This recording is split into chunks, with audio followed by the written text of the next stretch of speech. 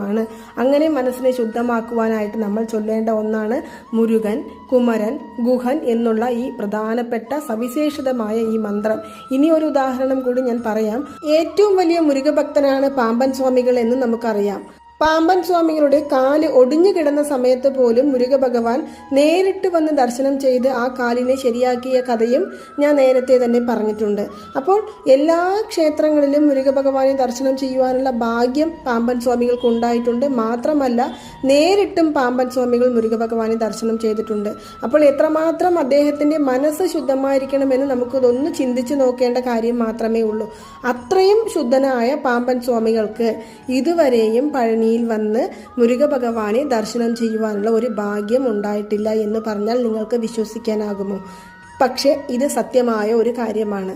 ഇതുവരെയും, അതായത് ജീവസമാധി അടയുന്നത് വരെയും പാമ്പൻ സ്വാമികൾക്ക് മുരുക ഭഗവാനെ